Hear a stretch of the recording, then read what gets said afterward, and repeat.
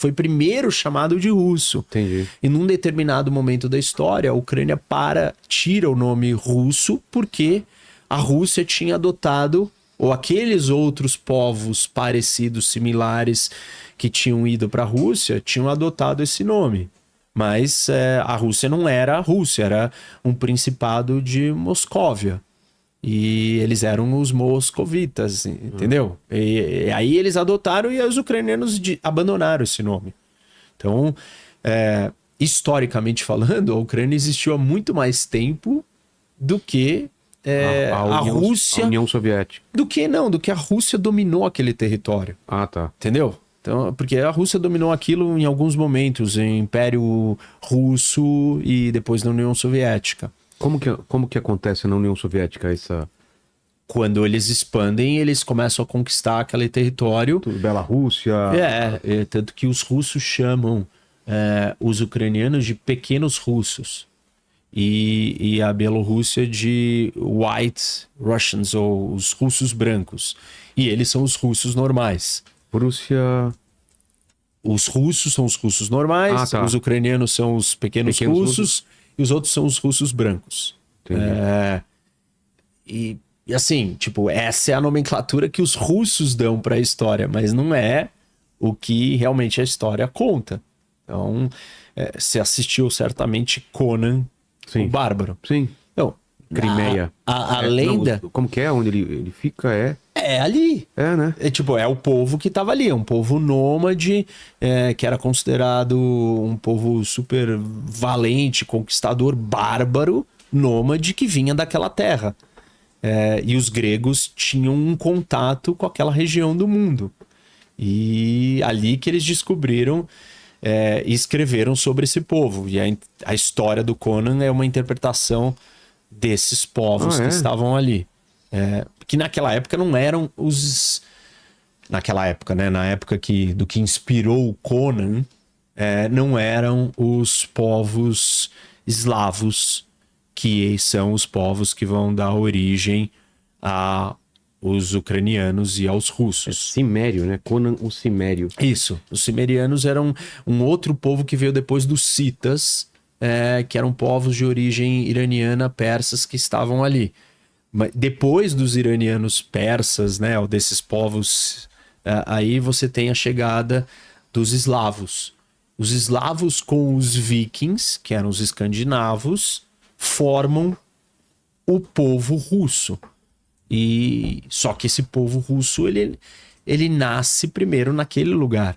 Ou seja, o primeiro povo que dá origem aos russos são os ucranianos. Entendeu? E não o inverso. Que doido. Então, esse é um pouco do motivo do combate. Você conversou com o povo mesmo, com a pessoa na rua. Qual é o sentimento deles? Ou é cada um tem uma opinião diferente? Não, assim, tem algumas coisas que são unânimes, né? Primeiro que eles estão lutando pela sua existência. Isso é unânime? Unânime. É um inimigo existencial, é uma guerra existencial, e é parecido com a história de Israel nesse sentido. Quando você pergunta assim, mas por que não negocia? A resposta é, como é que eu vou negociar com alguém que não aceita a minha existência? Então, tipo, é exatamente a mesma resposta que você escuta quando você discute o conflito árabe-israelense ou Israel com outros povos. A resposta é essa. E essa resposta está presente ali. Outra pergunta que eu fazia muito era sobre o idioma. Você fala russo? E aí eles respondiam, né? As pessoas respondiam, não. Eu falo, não, mas como assim? Você não sabe falar? Você fala? Não, eu sei falar, mas eu não falo mais. Tipo assim, para eles falar russo é uma afronta à identidade nacional deles. Entendi. Então, uma maneira deles reforçarem, né, ou fincarem a bandeira de quem eles são é não falar mais russo e falar ucraniano. E a história da Ucrânia, depois dessas conquistas e dominações russas, é que ela ficou dividida. Uma metade, né, um pedaço, tinha uma orientação russa, ou queria estar próximo da Rússia e falava russo, e a outra metade queria estar do lado do Ocidente, queria se juntar ao Ocidente e falava mais ucraniano. Mas todo mundo meio que sabia falar russo, e aí depois da invasão em 22, quando a Rússia entra, isso mudou. Até aqueles que falavam russo e que queriam estar do lado da Rússia passam a enxergar a Rússia como inimigo.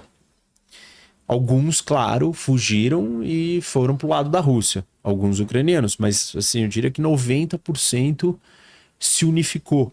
Então a guerra criou uma unificação e um fortalecimento da identidade nacional ucraniana. Entendi. Então fez eles se sentirem ainda mais e entenderem peças importantes na construção e na manutenção dessa identidade, como o idioma.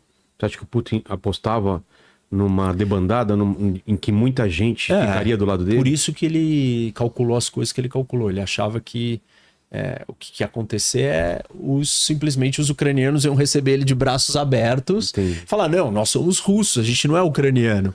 Você veio nos salvar. E não aconteceu isso. E ele não esperava essa resistência e esse sentimento nacionalista que tomou corpo ainda maior.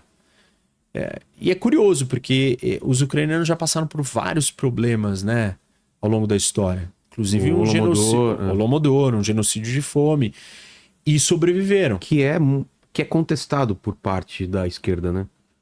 Porque foi feito... que nunca existiu. Foi feito pelos soviéticos, né? Pelo pai e mãe da esquerda. Então, para eles, isso não existiu, né? Como os crimes do Stalin não existiram, como todas as coisas que a União Soviética fez de errado, ela não fez.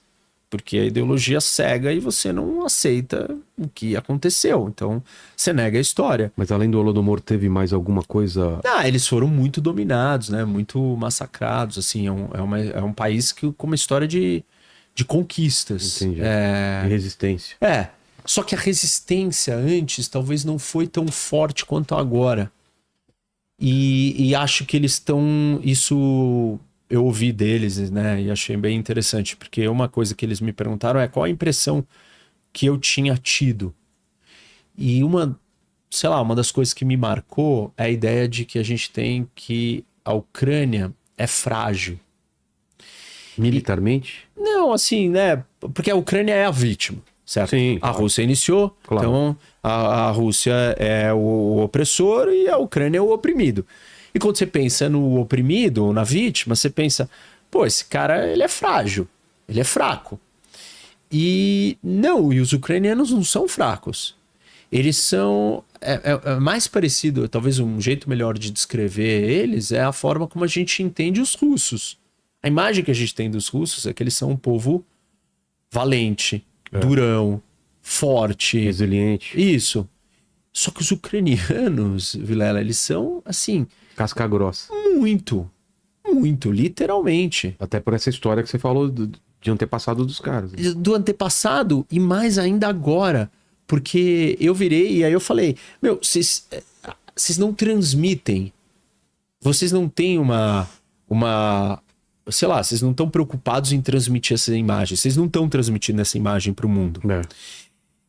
E aí, uma das observações que eles falaram para mim foi, talvez porque a gente não soubesse que a gente era assim. Ou seja, nós estamos descobrindo que nós somos assim. Entendi. Faz sentido. Porque eles estão passando por adversidades e estão resistindo. E aí, o que nós estamos falando de resistência? A Rússia é muito maior. Uma potência militar muito superior. A Ucrânia era um estado, assim, renascendo, frágil, e sem um nível de organização e de estrutura que a Rússia tinha, sem o nível de armamento. E ela conseguiu destruir ou imobilizar a marinha russa sem ter marinha nessa guerra. Israel, por um ângulo, a gente pode dizer que Israel dominou o espaço aéreo do Irã em 48 horas. Estamos indo para o 4º ano da guerra. 4 anos já? 3 anos e tanto. Eu não sei se você lembra, você esteve aqui no dia que a guerra estourou. Isso. Você teve à tarde, falou que ela estava Falei que ia ter guerra e várias pessoas... Inclusive, acho que alguém estava aqui comigo. Eu não, nesse dia você estava sozinho. Tava sozinho? É que depois você veio com o Oliver, acho que alguém... Ou antes, eu lembro que alguém ficou batendo o pé falando que não ia ter guerra e eu falei que ia ter. E aí teve a guerra. Aí você veio na tarde e ela estourou à noite. Isso. Mas então, e aí o que que eles...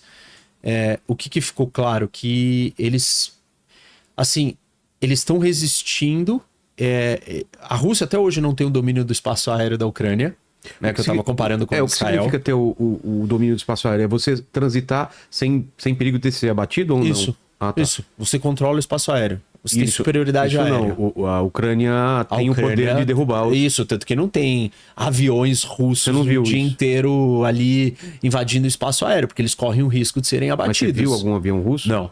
Não, né? Não, porque eles não no começo eles foram, perceberam que eles poderiam perder a sua força aérea e não vão mais. Tá. Não vão mais assim, né? Não fazem grandes incursões, não é uma coisa dominada. Que mais? A Ucrânia não perdeu a guerra, né? Ela tá até agora ali lutando. Já teve operações de extremo sucesso, como a mais recente que implodiu ali os bombardeiros russos. Já conquistou um pedaço de território russo, que acabou perdendo agora, mais recente. Mas, pô, você olha e fala, nossa, mas como que eles estão conseguindo isso? Com a segunda maior potência bélica do mundo. Claramente, esses caras são bem...